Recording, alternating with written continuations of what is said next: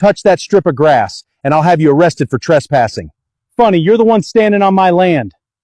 Take one more step, and the HOA will shut you down. Go ahead. By the time they get here, you'll wish that fence was never built.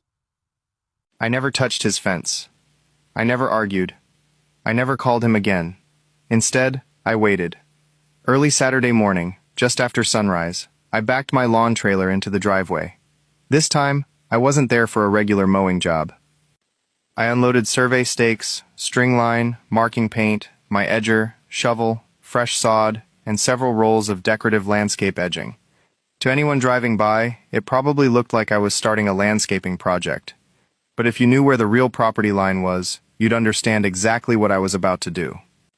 I parked beside the fence Tyler had built 8 feet onto my side of the property. Here's the thing about property rights.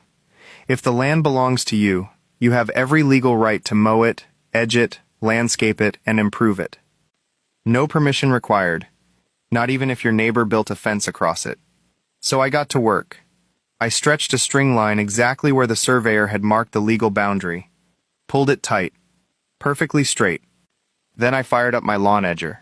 Instead of cutting random lines, I carved one razor-straight edge that followed the surveyed property line from one end of the yard to the other. The sound brought Tyler outside in less than 15 minutes.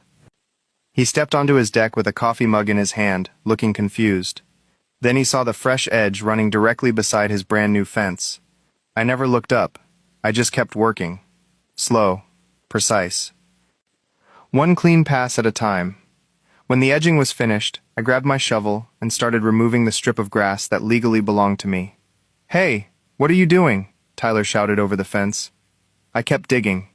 Finally, I answered without stopping. "Maintaining my property." That was all I said. Nothing else.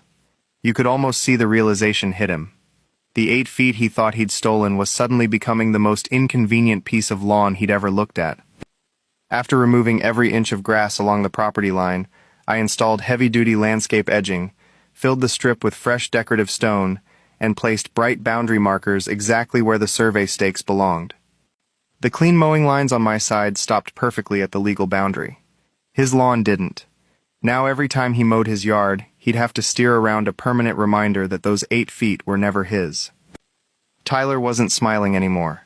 He pulled out his phone, walked back inside, and less than 10 minutes later, an HOA truck rolled into the neighborhood. That's when the real fight finally began.